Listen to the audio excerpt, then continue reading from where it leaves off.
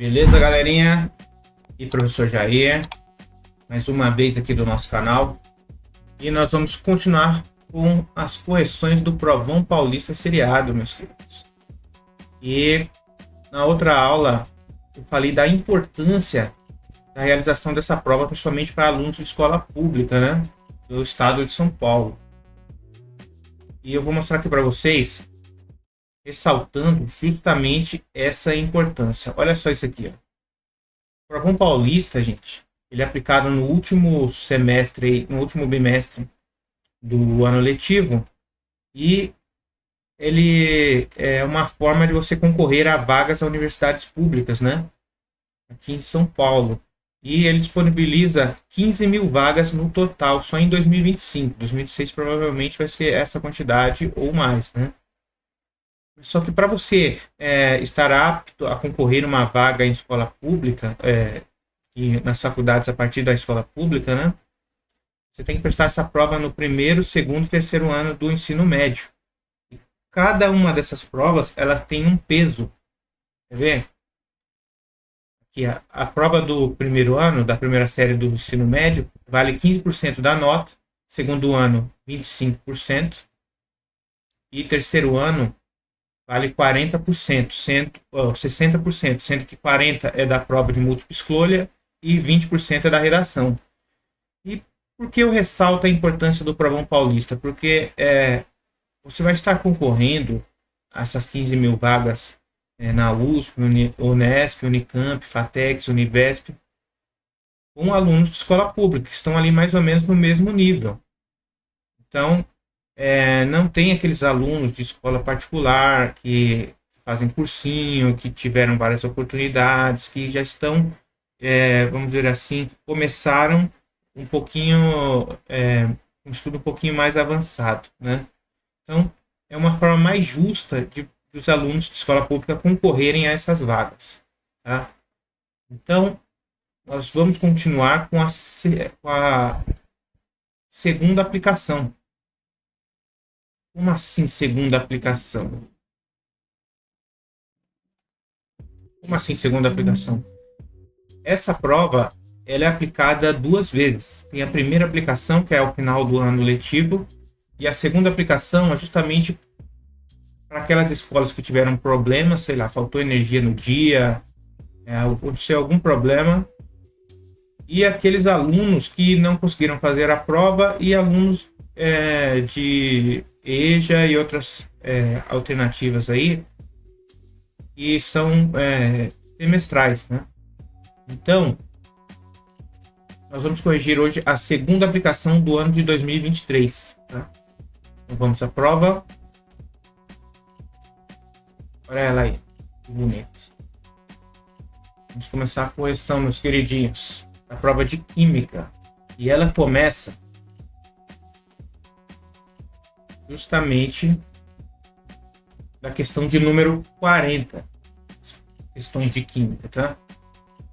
E essa questão tem a ver com química dos elementos nas estrelas, né? Então, formação dos elementos químicos. Ele diz o seguinte: estrelas supermassivas com massa superior a aproximadamente 8 vezes a massa do Sol, quer dizer, do nosso Sol, né? Terminam sua existência de algumas dezenas de milhões de anos com uma potente e luminosa explosão denominada supernova. Então, a morte estelar é essa explosão de supernova aí, quando o combustível, entre aspas, né, através da fusão, começa a se tornar não suficiente para a estrela, ela se colapsa, né, e explode nessa supernova. Nesse evento, que marca o fim do processo de geração de energia por fusão nuclear, a estrela moribunda expele suas camadas mais externas e a matéria restante pode seguir dois caminhos.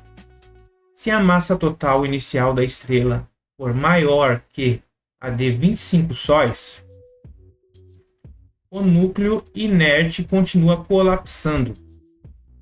Então, se for uma estrela muito grande, e depois dela ter essa explosão da supernova e essa massa que ficar ainda for superior a 25 sóis, ela continua se colapsando e forma um buraco negro. Quer dizer, a atração ali vai ser tão grande que ela vai se condensar,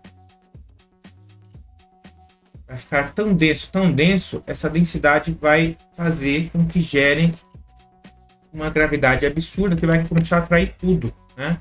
Até a luz vai ser atraída para esse buraco negro, né? E a outra opção é o seguinte: se tiver entre 10 e 25 massas solares, o núcleo central sobrevive. Quer dizer, se for menos que 25 sóis essa massa do núcleo que restou, o núcleo central sobrevive à explosão e forma um objeto composto apenas por um tipo de partícula, uma estrela de nêutrons. Novos estudos sugerem que uma estrela de nêutrons de pequena massa pode ser um objeto ainda mais exótico, previsto na teoria, mas nunca observado de forma inequívoca. Uma estrela composta de quarks soltos, um tipo de partícula elementar indivisível, que é um constituinte fundamental da matéria. Com o objetivo de compreender a notícia publicada, um estudante fez uma pesquisa sobre alguns dos termos apresentados na notícia. O resultado descobriu corretamente que... Aí nós temos aqui as alternativas, né?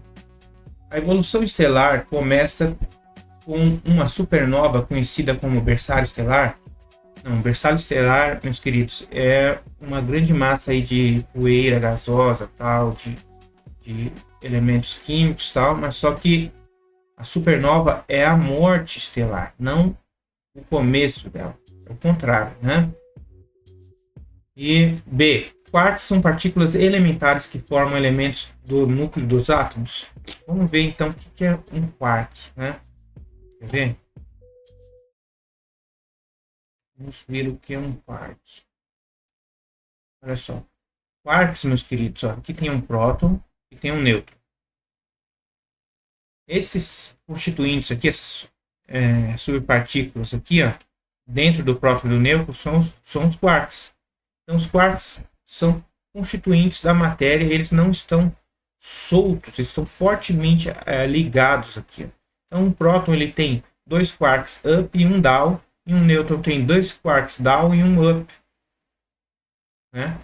Segundo a teoria aí do modelo padrão, mas é o seguinte: os quarks são partículas elementares que formam elementos. Vou voltar aqui. Que formam elementos do núcleo dos átomos. Sim, eles formam os prótons e os nêutrons. Está correto. Vamos aqui.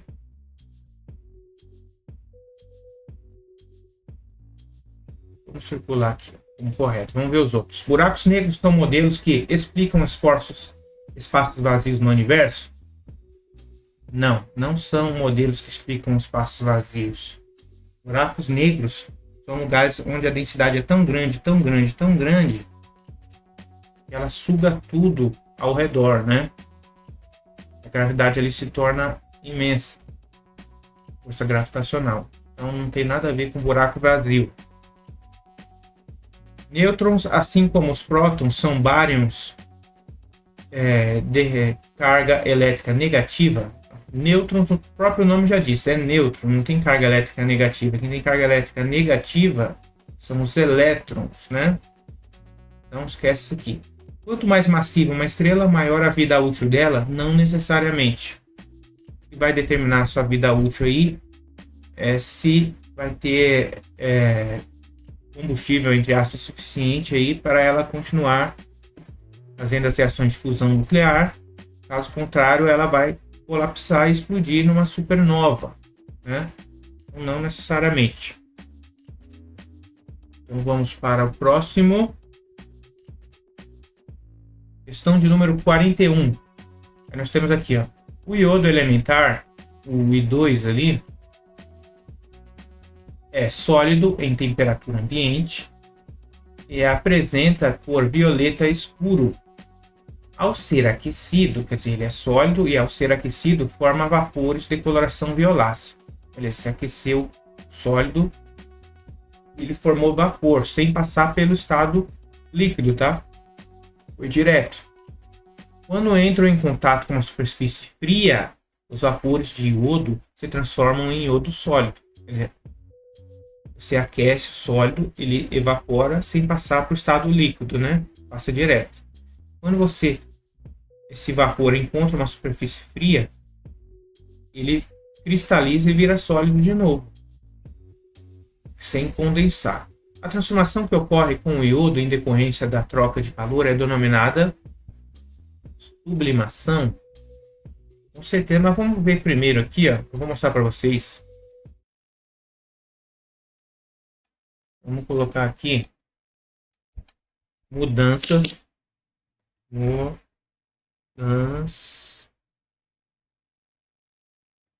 de estado físico. Aqui, ó. Beleza. Aí nós temos aqui, ó, as mudanças de estados físicos. Do sólido para o líquido, do líquido para o gasoso. Nesse sentido aqui, eu estou esquentando. E nesse outro sentido, eu estou esfriando, correto? Mas quando ela passa do sólido para o gasoso direto, eu chamo de sublimação. E quando eu passo do gasoso para o sólido, eu chamo de sublimação também. Mas para diferenciar um do outro, eu chamo de ressublimação, né? Seria sublimação. Aí, as questões referentes a isso, vou voltar aqui. A transformação que ocorre com o iodo em decorrência da troca de calor é denominada sublimação. Ela passa do gás e vai direto para o sólido. Quando eu esquento do sólido direto para o gasoso, é sublimação. A pergunta está correta. Fusão, não. Fusão é quando eu tenho um sólido esquentando e indo para o estado líquido. Liquefação, quando eu tenho um vapor resfriando e indo para o estado líquido. Dissolução é quando eu dissolvo um sólido em um líquido. E gaseificação é quando eu borbulho lá um gás em um líquido. Então aqui nós temos a alternativa A como a correta. Tá? Alternativa A como a correta. Vamos marcar aqui, ó. Alternativa A. Tá? Beleza, vamos para o próximo. Certo. Em uma aula de química, a questão de número 42, tá? Do Provão Paulista seriado. Em uma aula de química, os alunos realizaram um experimento a 25 graus Celsius para o estudo da densidade, né? Em um determinado líquido, seguindo as etapas a seguir. Aí foram essas 4 etapas. Na primeira, ele pesa esse recipiente de vidro, só que ele pesa vazio. Tá vendo que o recipiente ele tem uma marquinha ali de aferição? Isso aí serve para mim colocar líquidos, né? E na segunda, ele pesa o recipiente, só que esse recipiente ele vai estar preenchido com água destilada até o traço de aferição.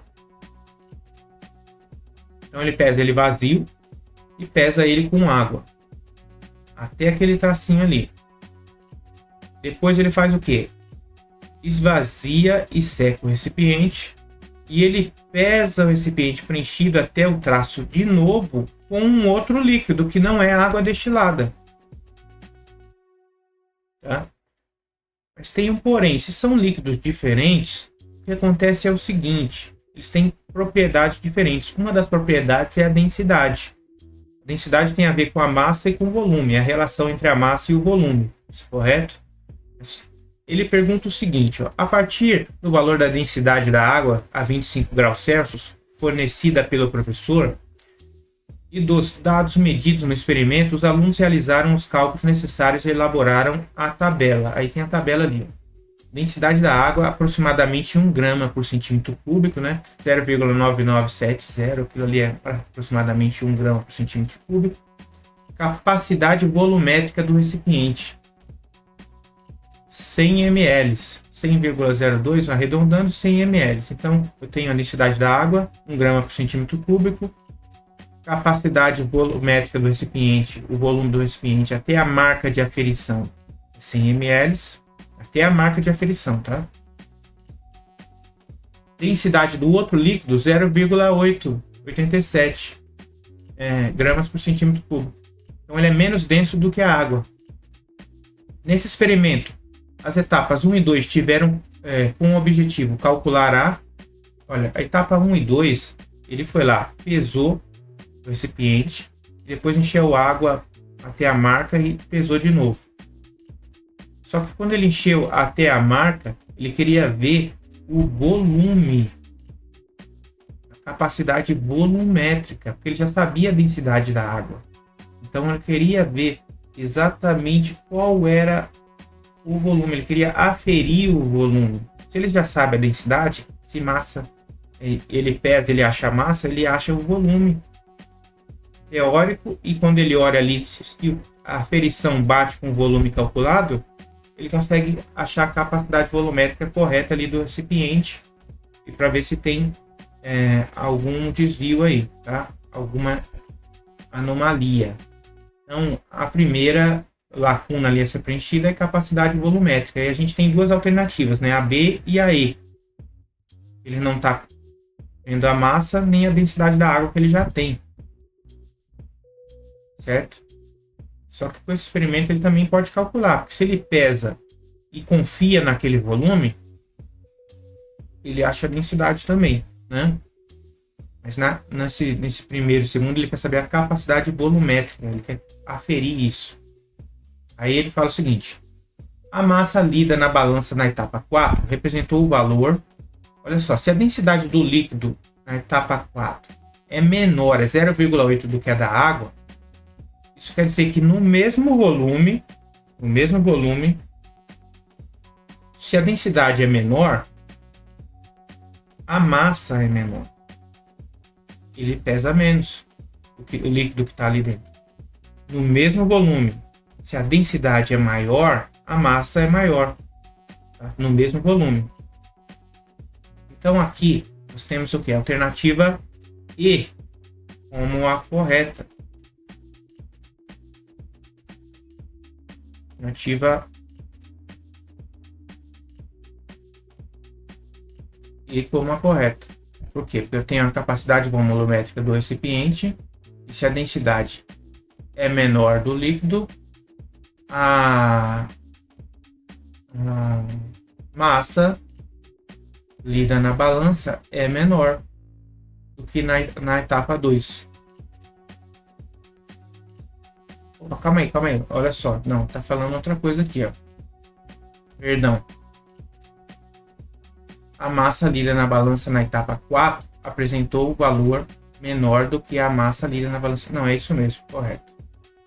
Então aqui eu tenho a alternativa E. Vou marcar aqui. Isso, vamos para a próxima.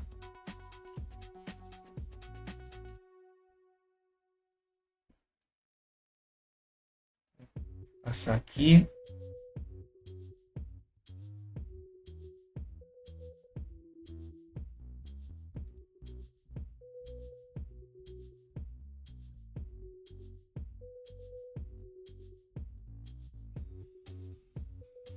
Pronto. Vamos lá, questão de número 43, meus queridinhos. Nós temos aqui ciclos biogeoquímicos. Os ciclos biogeoquímicos envolvem substâncias presentes na litosfera. Litosfera é o que? A camada terrestre da Terra, né? Temos a hidrosfera, os rios, oceanos, né?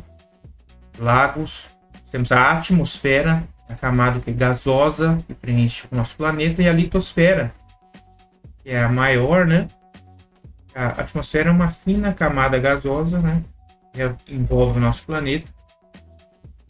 Agora, a litosfera é a camada de solo. Na hidrosfera e na atmosfera, nos ciclos do nitrogênio, do enxofre, do carbono e dos fósforos, são formados íons ou moléculas que apresentam um elemento químico comum. Então, eu tenho lá o ciclo biogeoquímico, é como esses elementos circulam na natureza. Então, ele fala o ciclo do nitrogênio, do enxofre, do carbono e do fósforo. Esses elementos aqui, seus íons ou moléculas, apresentam um elemento em comum. Então vai ter um elemento em comum no ciclo desses elementos de cada um deles. Qual é esse elemento em comum? Olha só. O nitrogênio ele reage com o oxigênio e formam os óxidos de nitrogênio. O N2O, o NO, o NO2, dependendo de onde ele está no ciclo. O enxofre, mesma coisa. SO2, SO3.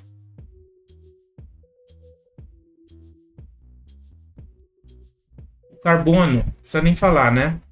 CO, CO2.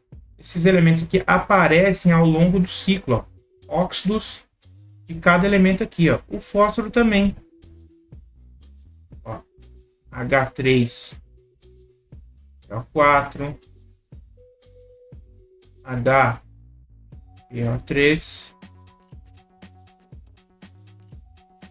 Então, o oxigênio é o elemento comum que apresenta, ele circula em cada elemento químico aqui, ó, ao longo do ciclo. O ciclo, relembrando, é algo que começa num lugar e termina no mesmo lugar.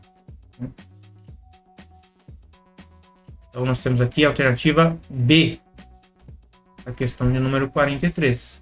Tá? Então, vamos para o próximo. Nós temos aqui a questão de número 44. Os modelos atômicos, diferente de modelos atômicos, hein? De Dalton, Thomson e Rutherford Bohr, nos auxiliam a entender a estrutura e as transformações da matéria. Esses modelos têm características distintas, né? Resultantes de observações experimentais que conduziram a hipóteses e a teoria atômica. Duas relevantes percepções da composição da matéria descritas por esses cientistas são. Então nós temos que ver quem falou aí sobre a teoria atômica de Dalton e Thomson e Rutherford Bohr. E nós temos aqui a primeira. Os átomos contêm um pequeno núcleo central positivamente carregado e os elétrons ocupam um espaço ao redor do núcleo. Certo. Quem fala de um pequeno núcleo e os elétrons orbitando ao redor é quem? É Rutherford, né? Rutherford, pequeno núcleo e os átomos orbitando ao redor. Rutherford, só que não tem só Rutherford aqui, tem Rutherford Bohr, né?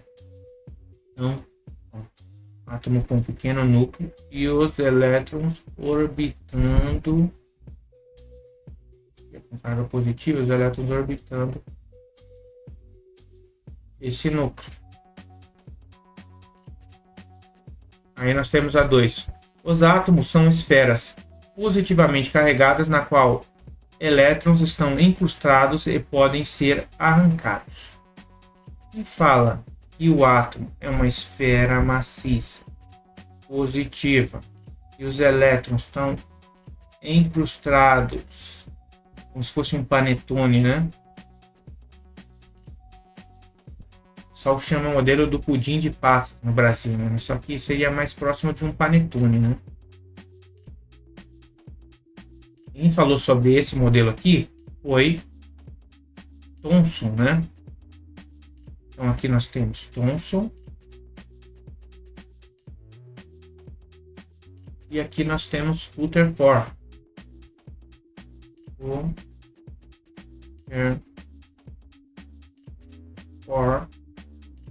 Só que aqui tem que ser o par, né? Bohr. Rutherford Bohr. Então, o primeiro é Rutherford Bohr, o segundo é Thomson. Qual a alternativa? D. Essa questão sobre modelos atômicos, né? Vamos para a próxima.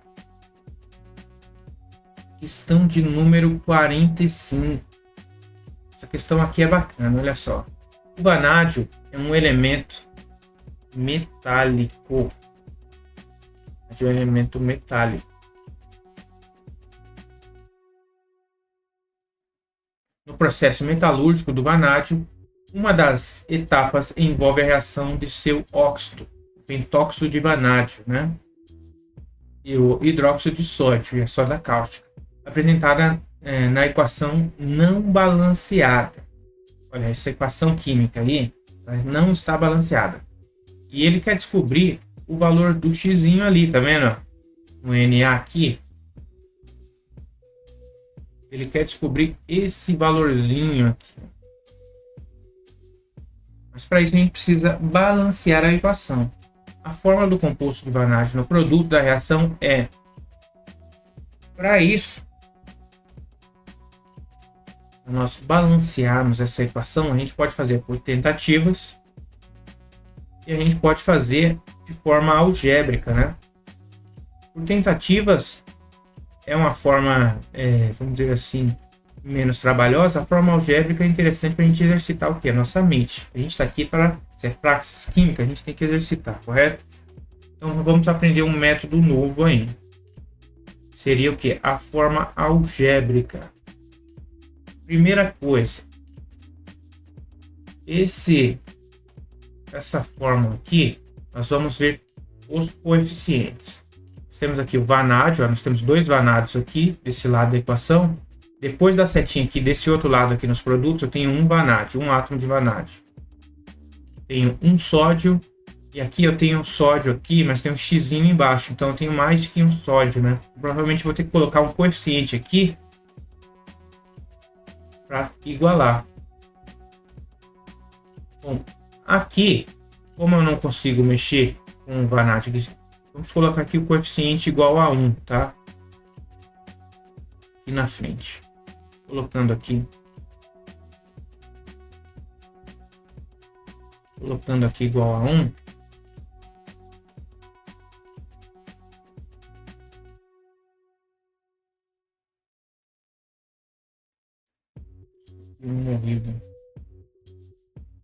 Beleza, por quê? Porque se eu coloco aqui igual a 1, esse 1 na frente multiplica tudo que eu tenho aqui. Então eu vou ter dois vanádios, e aqui eu não tenho um vanádio só.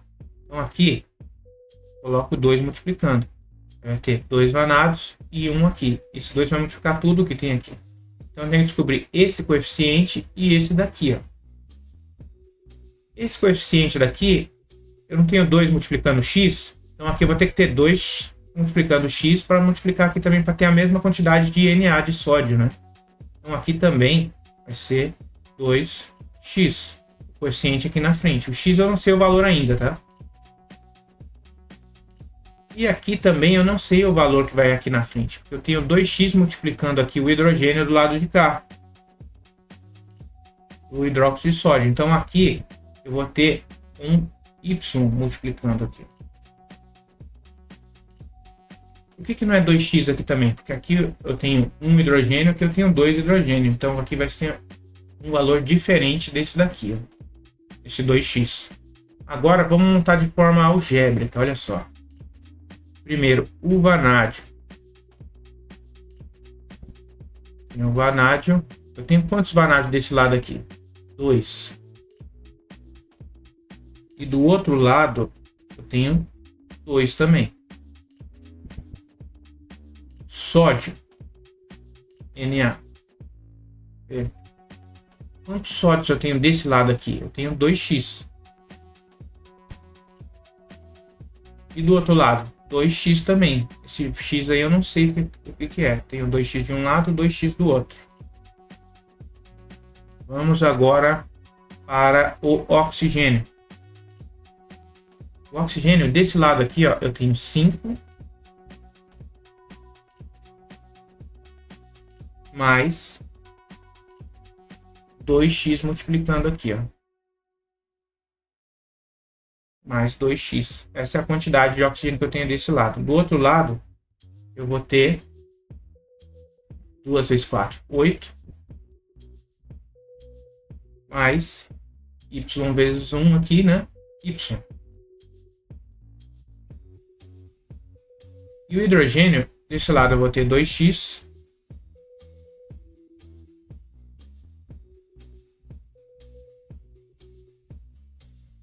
E nos produtos, eu vou ter y. certo? Só que como eu tenho 2, eu vou ter 2y. Então está multiplicando 2 hidrogênio, 2y. Beleza. Aí o que eu faço aqui agora? Bom, meus queridos, então é o seguinte. Nós vamos fazer uma simplificação. Eu tenho aqui todas as partes algébricas aqui, não tem? Agora, olha só o hidrogênio aqui. Não está aqui? Eu tenho 2x do lado, os reagentes, e 2y do outro lado. Tá vendo que eu tenho o termo 2 multiplicando de um lado e do outro? Eu não posso dividir por 2 os dois lados aqui da sentença. Se eu divido por 2, esse 2 some dos dois lados. Então, se eu divido aqui por 2, vai dar 1 vezes x, e aqui vai dar 1 vezes y. Então, some os dois. Vamos mudar aqui de cor. Um verdinho. Aí eu corto. E corto aqui. Isso aqui fala que x é igual a y. Olha que beleza. Vamos pegar essa equação do oxigênio aqui, onde tem y. Vamos colocar x aqui para simplificar. Vai ficar assim, ó. 5 mais 2x é igual a 8 mais x, porque se y é igual a x, então vamos substituir aqui por x também.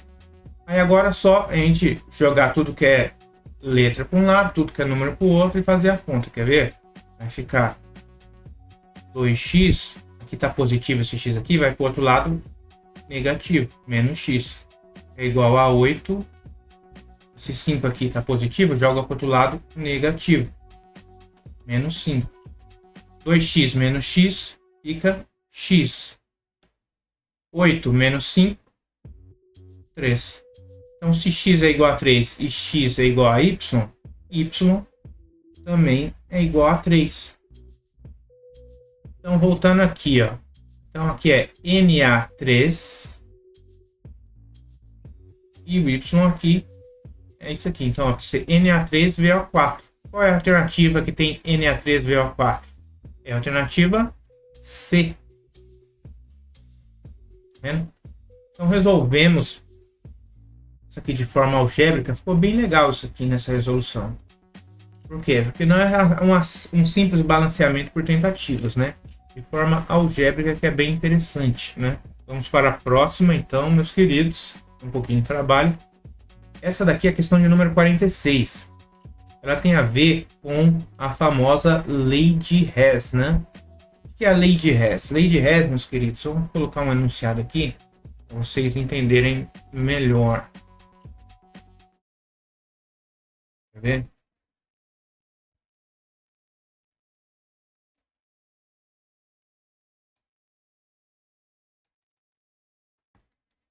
Lei de Hess.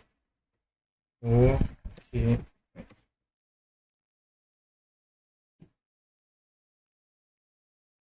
a lei de Hess, ou lei da soma constante de calor, afirma que a variação total de entalpia de uma reação química é a mesma, independente do número de etapas ou caminho da reação percorrido. O que isso quer dizer? Se eu tenho já reações conhecidas, como essas aqui, ó. Tá vendo que eu tenho 3 reações químicas aqui? Eu tenho a primeira, esse C2H2, mais oxigênio, 5 mols de oxigênio, se transformando em CO2 e água. E eu tenho essa variação de entalpia aqui, ó. O ΔH menos 2.602 kJ. Eu tenho uma outra reação conhecida do hidrogênio e do oxigênio, formando água e tem uma variação de entalpia de menos 578. E eu tenho aqui C2H6 mais oxigênio, transformando em CO2 e água, um total de menos 3.123 kJ. Então eu tenho essas 3 reações e se eu manipular elas algebricamente, eu vou ter essa outra equação aqui em cima, aqui, ó. C2H2 mais 2 mols de hidrogênio, transformando em C2H6. Mas que para eu manipular essas equações aqui, tudo que eu fizer na equação, eu tenho que fazer aqui também na variação. Por exemplo, se eu dividir pela metade aqui. Eu vou ter que dividir esse valor aqui pela metade. Se eu multiplicar por 2, eu vou ter que multiplicar por 2 o valor da variação de entalpia. E assim sucessivamente. Se eu inverter o lado aqui, eu mudo o sinal da minha variação de entalpia. Professor, não entendi nada. Vocês vão entender quando eu começar a resolver, tá? E outra coisa também. Tá vendo o sinal, o valor do sinal dessa variação? Isso tem a ver com se a reação ela está liberando calor para o ambiente ou se ela está absorvendo calor do ambiente para ela acontecer. Se o sinal está negativo, assim, os reagentes ali, a substância, ela está perdendo calor para o ambiente. Está negativo porque ela está perdendo calor para o ambiente, então ela está liberando calor para o ambiente. Então é uma reação que a gente chama de exotérmica. Exo é para fora, né? Então a temperatura está saindo do material da substância. Se o valor é positivo, o calor está entrando, então é uma reação endotérmica. Então as alternativas aqui, ele me dá vários valores, a gente vai descobrir qual é o valor em kJ de energia e se a reação é endo ou exo. Isso tem a ver o quê? Com o sinal. Ele nem colocou o sinal aqui, né, dos valores, mas tudo bem. Agora, como é que eu faço isso? Olha só essa equação aqui, meus queridinhos.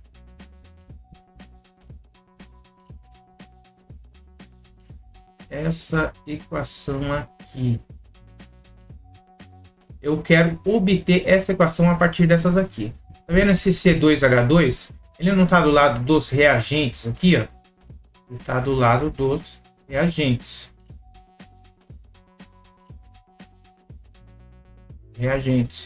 E aqui, o C2H6 está do lado dos produtos. Então, o C2H2, nas equações, ele está aqui dos lados dos reagentes.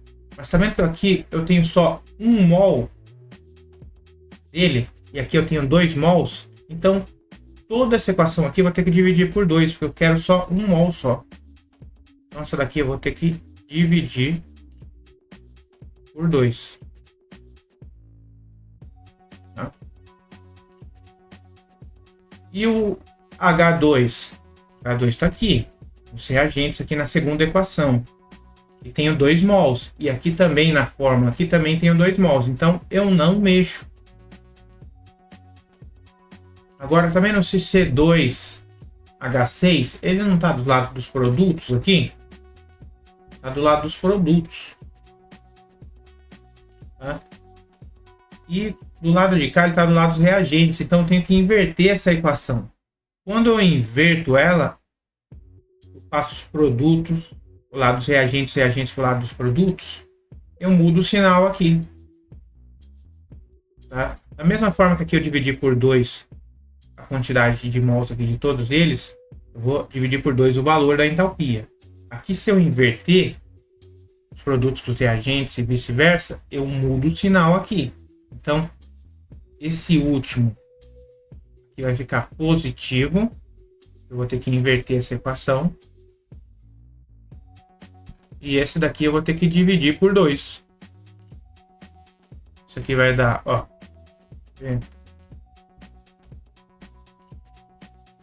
2.600. Calma aí.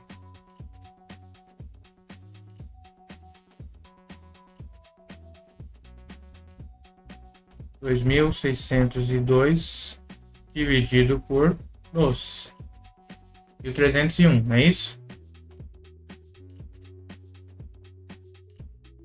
Então aqui vai ser menos 1.301 quilojoules. Beleza. Aí aqui eu vou cortar.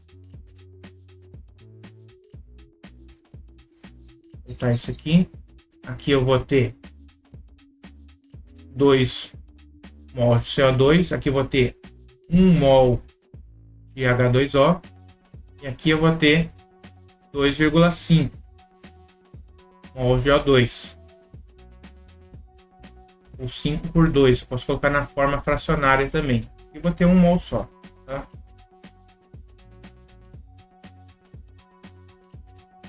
Beleza, aqui eu vou inverter. Aí isso aqui vai ficar da seguinte forma. Vamos desenhar a equação aqui bonitinha. Vai dar mais trabalho, mas C2H2 mais 2,5 O2 transformando em 2 mols de CO2 mais H2O. Aqui embaixo eu mantenho 2H2 mais O2 transformando em 2 mols de H2O. E a última equação eu vou inverter. Então eu vou ter 4 mols de CO2 mais 6 mols de H2O transformando em 2 mols de C2H6. Beleza.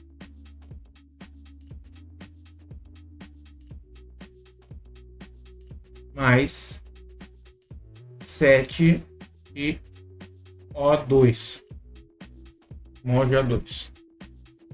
Mas tem um porém, olha só. Aqui não é só inverter. O C2H6 não está desse lado aqui.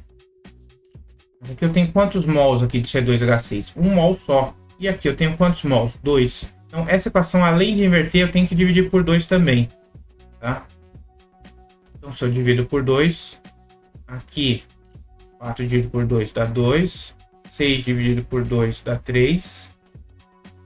2 dividido por 2 dá 1. Só tiro aqui, 1 mol. 7 dividido por 2 dá 3,5. 3,5.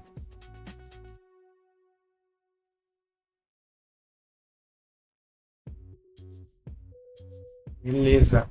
E aqui também eu vou dividir por 2. 3.123 dividido por 2. Então vamos lá de novo.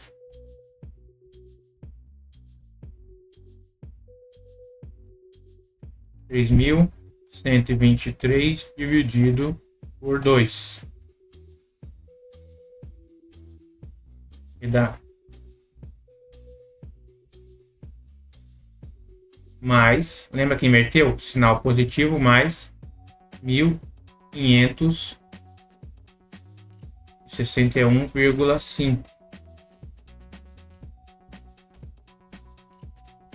Aqui vai ser menos 578. E aqui vai ser menos 1.301. Eu tenho aqui, ó, kilojoules.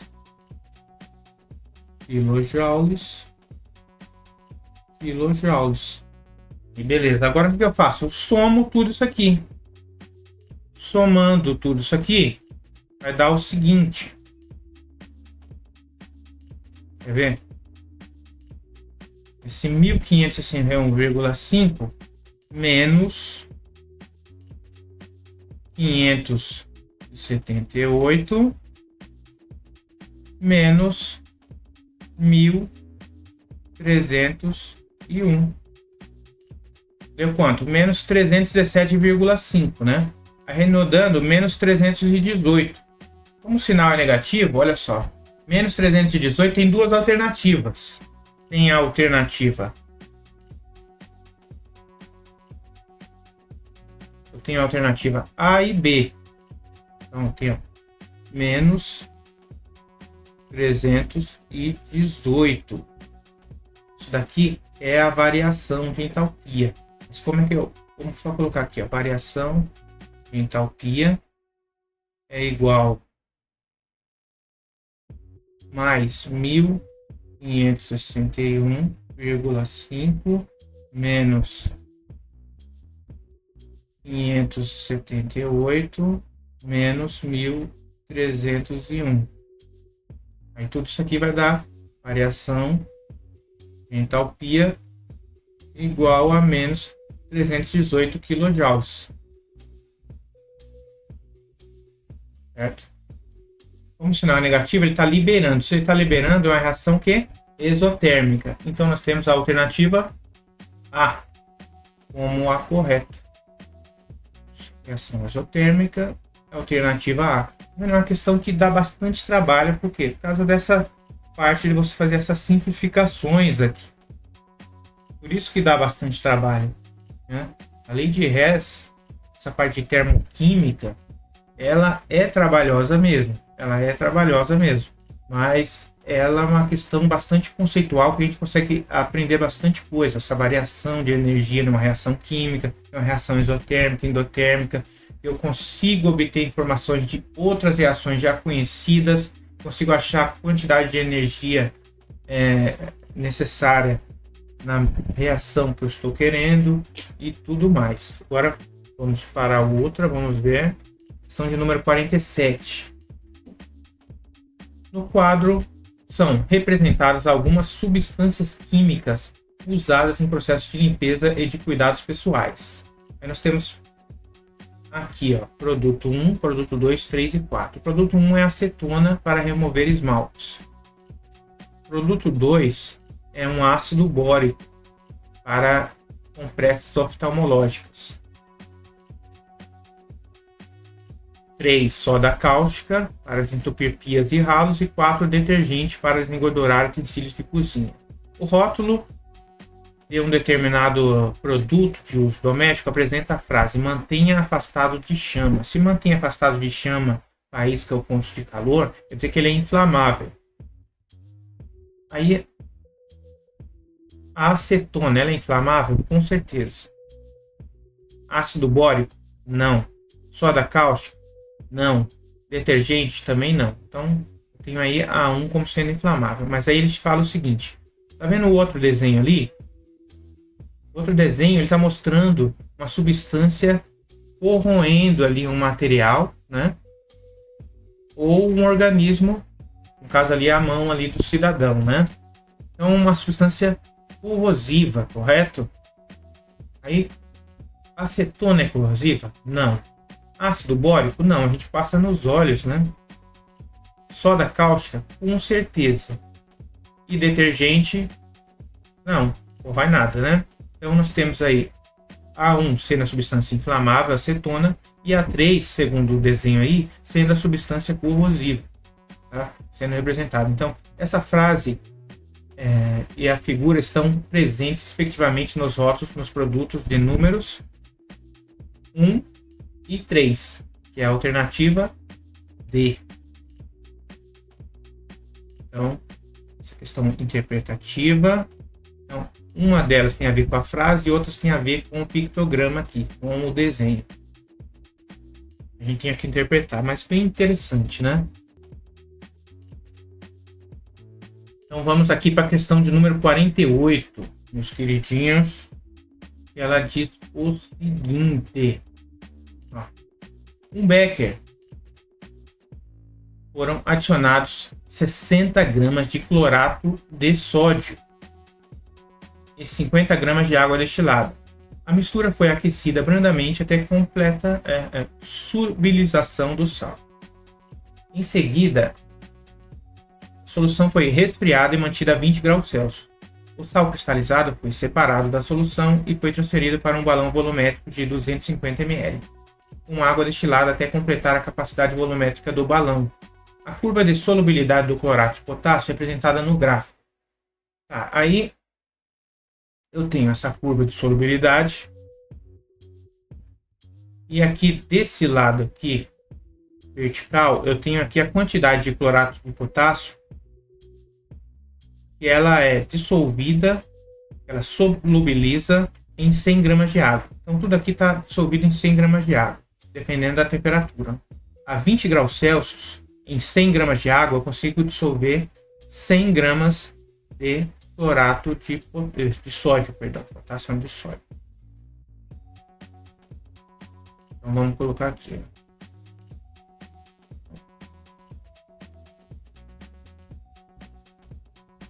em 20 graus Celsius consigo dissolver 100 gramas. Mas como eu coloquei só 50 ml de água, então eu não coloquei 100 gramas de água, perdão, não coloquei 50. Coloquei 50, não coloquei 100. Então essa quantidade dissolvida também é a metade, dependente da temperatura. Então se eu consigo dissolver 100 gramas, no caso aqui a 20 graus Celsius, eu vou conseguir dissolver 50 gramas, a metade. Aí, como aqui as questões aqui, as quantidades estão o dobro, para eu dissolver 60 gramas, no caso aqui essa tabela, como ela está o dobro, eu tenho que colocar o quê? 120 gramas em 100 gramas de água. Agora em 50 gramas é 60. Então eu tenho aqui, vamos ver qual temperatura que ele está. Ai, meu Deus. Então nós vamos vir aqui no gráfico e bater aqui, ó. Ele estava a 40 graus e foi esfriado até 20. Estão entendendo? Então foi de 40 para 20 graus Celsius. Aí as quantidades aqui estava 60 gramas que ele conseguia dissolver. 60 gramas e foi para 50 gramas. Então essa diferença aqui vai me dar uma diferença de 10 gramas.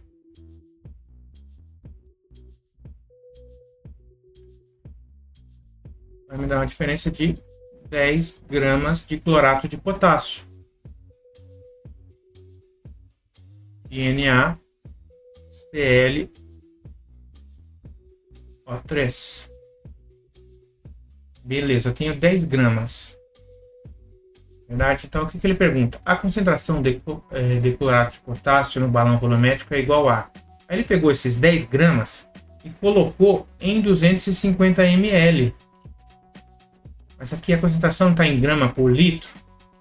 Então tem que passar esse ml para litro. 250 ml é o que? É 2,5... Oh, perdão. 2 não.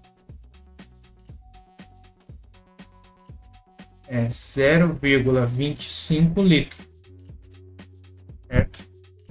É 1/4 de litro. Aí concentração é igual a massa dividida pelo volume da solução, a massa do soluto dividido pelo volume da solução. O volume não é 0,25, a massa não é 10 gramas.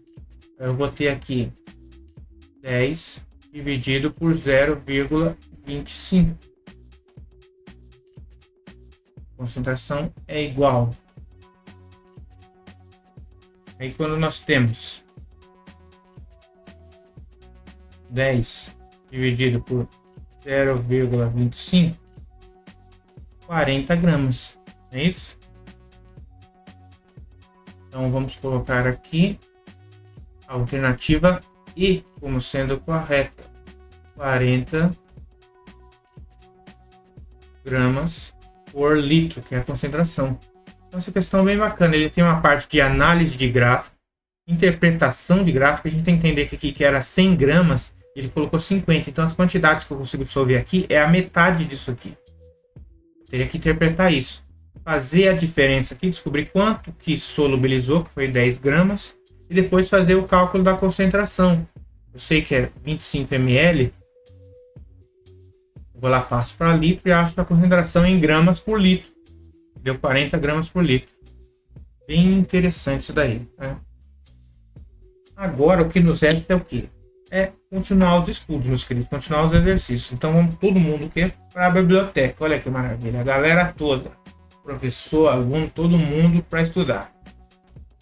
Beleza? Essa aula, meus queridos, foi bem trabalhosa, mas foi bem satisfatória. A gente reviu várias questões aí da matéria do primeiro ano. Nós ficamos por aqui. Eu peço para vocês dar uma curtida e nos vemos na próxima, beleza? Tchau, tchau.